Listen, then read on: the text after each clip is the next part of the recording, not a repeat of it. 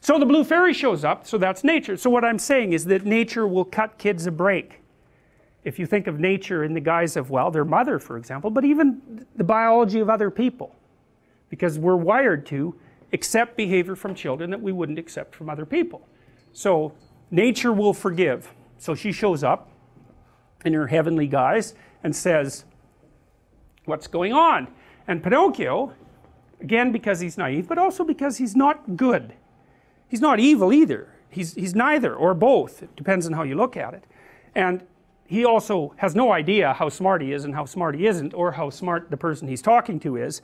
And instead of admitting what he's done, he lies about it. And that's interesting because it does suggest that he understands at some level that he set himself up for this. Because, you know, he could just say, he could have just told the truth.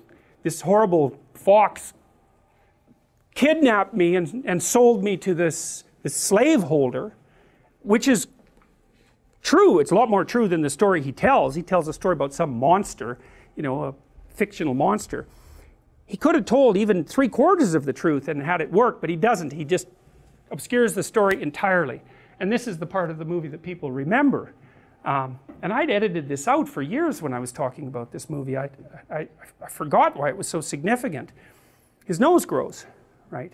And it grows to ridiculous length. And why is that?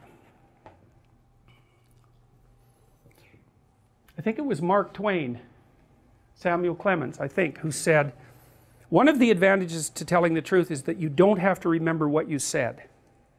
And that, God, that's worth listening to, because so there's a bunch of things I've learned as a clinician. And one of them is, because you're often in really weird situations with people if you're a clinician, because things happen that don't happen normally, and you don't know what to do. And so what I've learned is I just say what's happening, whatever it is, regardless of what it is. You know, I'll just try to describe it as accurately as I can and not worry about, in some sense, not worry about the consequences. You know, like I'm not going out of my way to cause trouble, but if you're in a really, and I'm telling you, this can save your life at times, especially if you're dealing with someone who's paranoid, who's really paranoid. You do not lie to someone who's paranoid and violent, because as soon as you lie, you're aligned with the forces that are persecuting them. And they're going to be, because paranoia makes people hypervigilant, like they're on amphetamines. In fact, you can make people paranoid by giving them enough amphetamines. And you can make paranoid people more paranoid by giving them amphetamines. So they're hypervigilant because they feel that everything is predatory and against them. And so they're watching you like you would not believe, way more than you're watching them. And if you flicker a lie while you're talking to them, and they're really on the edge, you're done.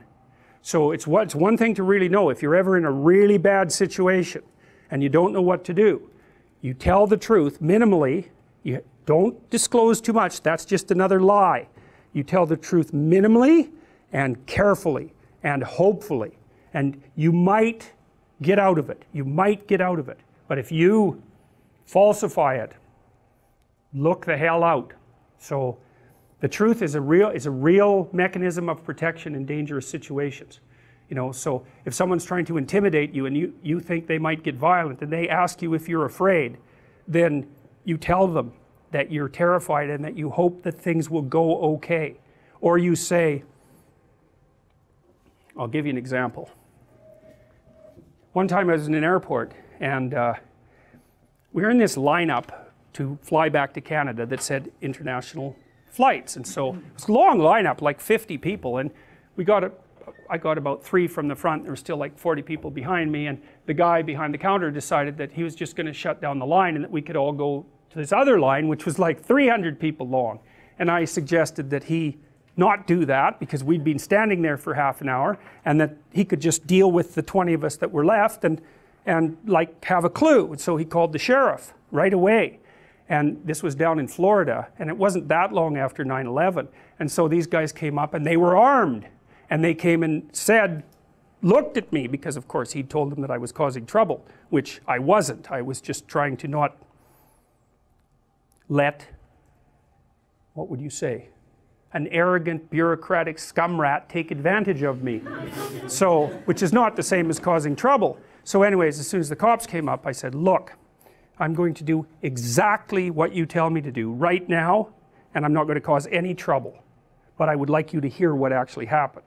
And so that's a good example of a situation like that. It's like, if someone's got you, no bravado. It's a very bad idea. And I was going to do exactly what they told me, because, you know, they didn't know who I was, and I didn't know what they had been told. So anyhow, the problem with lying is that it's a hydra. And kids find this out very early, because you tell one lie, and what happens is it has one of the consequences that you expect. Maybe you get away with it, but it has 3 or 4 others that you don't expect. And so it's like it grows some complexity. And then you have to tack a lie on each of those little complexity outcrops, and then they grow 3 more complexities, and soon this little lie turns into a great big ball of lies, and at some point it becomes painfully evident to everyone. And by that time you're in such, you see this with politicians, like that guy who was sexting, Anthony Weiner. Yeah, perfect name for him, man. It's so funny. I shouldn't make that comment because it's so obvious, but it's still funny. But you know, that's exactly what happened to him. It's like, it wasn't even so much the event, because you know, people are stupid, they make mistakes, and actually the public is somewhat forgiving if you say, yeah, geez, I'm a real moron, and you know, like, really, seriously, how could I do that? But I did, and like, I'll try not to do it again. But what happens with politicians is, and I'm not speaking specifically of politicians, is they'll make an error and it gets exposed, and then they make 3 others trying to cover it up. It happened with Nixon, for example, and then the whole thing just turns into a complete scandal. And maybe they could have got out of it at the beginning by just telling the truth. It's like, yes, I'm an idiot, you know, I'll try not to do it again. Well, that isn't what happens in this case, and Pinocchio grows this elaborate series of lies, and the fairy is willing to be a little generous to him because he's little and cute and he's still a puppet, and she tells him not to do that, and that she's going to give him a pass this time, but that she isn't going to be able to intervene on his behalf again.